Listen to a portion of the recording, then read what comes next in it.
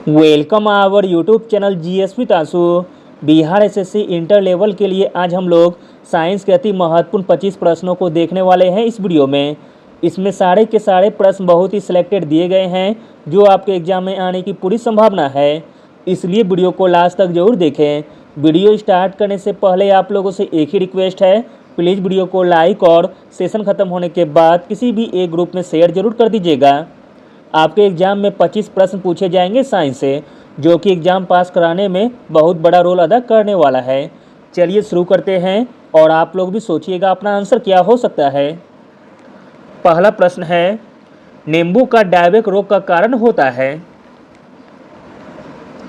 नींबू का डायबिक रोग होने का कारण होता है जस्ता की कमी से। Option number D.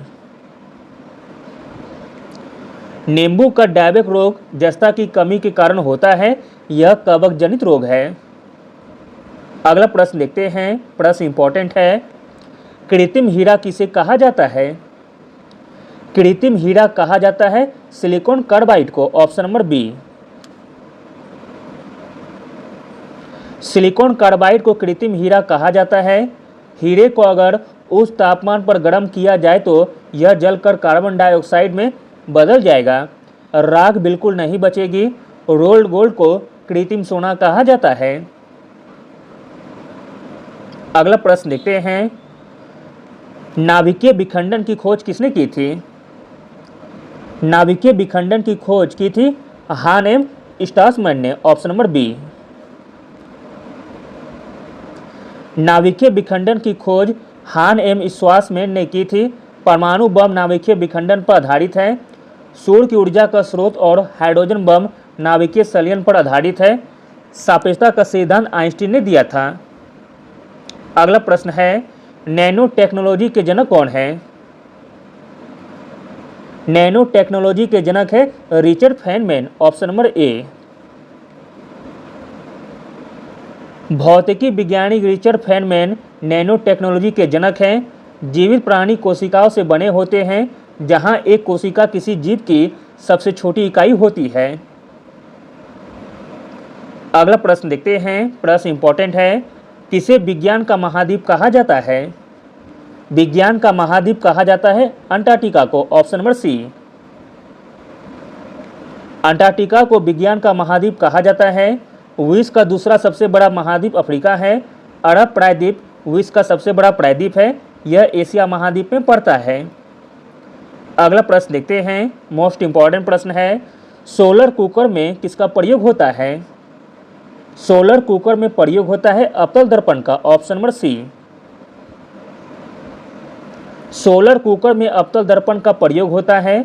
अवतल दर्पण एकल फोकस बिंदु पर सूर्य के प्रकाश को प्रतिबिंबित करता है और सौर सेल में सिलिकॉन का प्रयोग किया जाता है।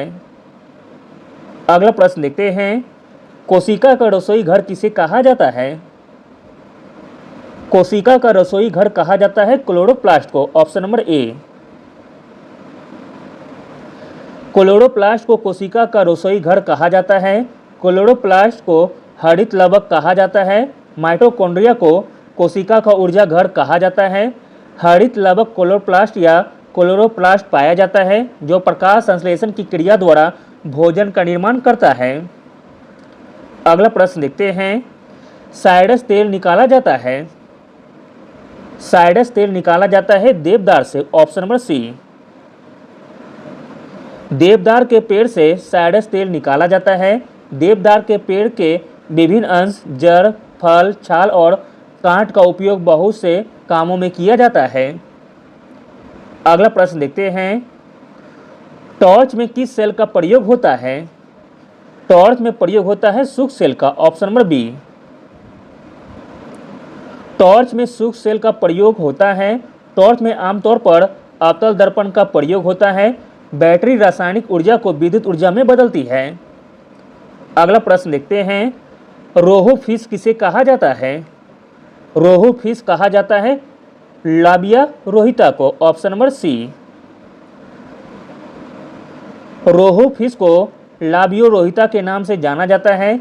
यह मछली ताजे मीठे जल में पाई जाती है। मछली के हृदय में 2 कक्ष होते हैं। मछली के तेल या कॉड लीवर ऑयल में विटामिन ए और विटामिन डी भरपूर मात्रा में पाया जाता है। अगला प्रश्न देखते हैं, प्रश्न इंपॉर्टेंट है। निम्नलिखित में से किसने पारिस्थितिकी पिरामिड की अवधारणा का प्रस्ताव दिया था?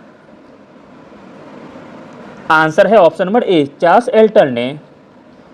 पारिस्थितिकी पिरामिड की अवधारणा का प्रस्ताव दिया था चार्ल्स एल्टर ने। अगला प्रश्न देखते हैं, नीचे दिए गए 4 ऊर्जा फसलों के नाम हैं, उनमें से कौन सा इथेनॉल की खेती के लिए प्रयोग होता है? आंसर है ऑप्शन नंबर बी, मक्का का। अगला प्रश्न देखते हैं, बादलों की ऊंचाई, दिशा और वेग को मापने के लिए किस उपकरण का उपयोग किया जाता है? आंसर है ऑप्शन नंबर बी, नेफोस्कोप का। बादलों की ऊंचाई, दिशा और वेग को मापने के लिए प्रयोग होता है नेफोस्कोप का। अगला प्रश्न देखते हैं, प्रश्न इंपॉर्टेंट है। जल प्रदूषण निवारण और नियंत्रण अधिनियम किस वर्ष लागू किया गया था? जल प्रदूषण निवारण और नियंत्रण अधिनियम लागू किया गया था वर्ष 1974 में, ऑप्शन नंबर बी। अगला प्रश्न देखते हैं, माही सुगंधा निम्नलिखित में से किस फसल की एक किस्म है? आंसर है ऑप्शन नंबर बी, धान की। अगला प्रश्न देखते हैं, मस्तिष्क का कौन सा भाग ताप नियमन के लिए उत्तरदायी होती है? मस्तिष्क का जो भाग ताप नियमन के लिए उत्तरदायी होती है वह भाग है हाइपोथैलेमस, ऑप्शन नंबर बी। अगला प्रश्न है, हरे आलुओं में कौन सा जहरीला पदार्थ पाया जाता है? हरे आलुओं में जहरीला पदार्थ पाया जाता है वह है सोलेनिन, ऑप्शन नंबर डी। अगला प्रश्न देखते हैं, प्रश्न इंपॉर्टेंट है। पीसीआर तकनीक के विकास के लिए निम्नलिखित में से किसे नोबेल पुरस्कार से सम्मानित किया गया था? आंसर है option number C, Kary Mullis को। पीसीआर तकनीक के विकास के लिए नोबेल पुरस्कार से सम्मानित किया गया था कैरी मुलिस जी को, ऑप्शन नंबर सी। अगला प्रश्न देखते हैं, निम्नलिखित में से किसका उपयोग खांसी की दवाई में किया जाता है? आंसर है ऑप्शन नंबर ए, इथेनॉल का। इथेनॉल का उपयोग खांसी की दवाई में किया जाता है। अगला प्रश्न है, खाना पकाने के नॉन स्टिक बर्तन डैश से लेपित होते हैं? आंसर है ऑप्शन नंबर बी, टेफ्लॉन से। नॉन स्टिक कुकवेयर जैसे frying pan, sauce pan polytetrafluoroethylene नामक सामग्री के साथ लेपित होते हैं, जिसे आमतौर पर टेफ्लॉन के नाम से जाना जाता है। अगला प्रश्न देखते हैं, निम्नलिखित में से कौन सा अम्ल प्याज काटते समय आंखों में पानी आने का कारण बनता है? आंसर है ऑप्शन नंबर सी, सल्फेनिक अम्ल। सल्फेनिक अम्ल प्याज काटते समय आंखों में पानी आने का कारण बनता है। अगला प्रश्न देखते हैं, प्रश्न इंपॉर्टेंट है। निम्नलिखित में से कौन सा अम्ल ग्रामीण भारत में सांपों के संक्रमण को रोकने के लिए व्यापक रूप से उपयोग किया जाता है? आंसर है ऑप्शन नंबर बी, कार्बोलिक अम्ल का। कार्बोलिक अम्ल का ग्रामीण भारत में सांपों के संक्रमण को रोकने के लिए प्रयोग किया जाता है। अगला प्रश्न है, मुर्रा किसकी नस्ल है? तो दोस्तों मुर्रा नस्ल है भैंस की, ऑप्शन नंबर बी। अगला प्रश्न है, सूर्यास्त एवं सूर्योदय के समय सूर्य का आभासी चपटापन निम्न परिघटना के कारण है? आंसर है ऑप्शन नंबर ए, अपवर्तन के कारण। प्रकाश के अपवर्तन के कारण सूर्यास्त और सूर्योदय के समय सूर्य के निचला भाग क्षितिज के निकट होते हैं और ऊपरी भाग दूर होते हैं, क्योंकि सूर्य का निचला भाग ऊपर उठे हुए निचले भाग के कारण अंडाकार दिखाई देता है। अगला और अंतिम प्रश्न देखते हैं, निम्नलिखित में से कौन सी धातु केवल पराबैंगनी तरंगों के प्रति प्रतिक्रिया पर अपनी सतह से इलेक्ट्रॉन उत्सर्जित करती है? तो दोस्तों वह तत्व हो जाएगा जिंक, ऑप्शन नंबर सी। जब जिंक धातु की सतह पर पराबैंगनी तरंगे प्रकाश की परिघटना होती है तब कुछ इलेक्ट्रॉन उत्सर्जित होते हैं और इस परिघटना को तापीय उत्सर्जन के रूप में जाना जाता है। Thank you.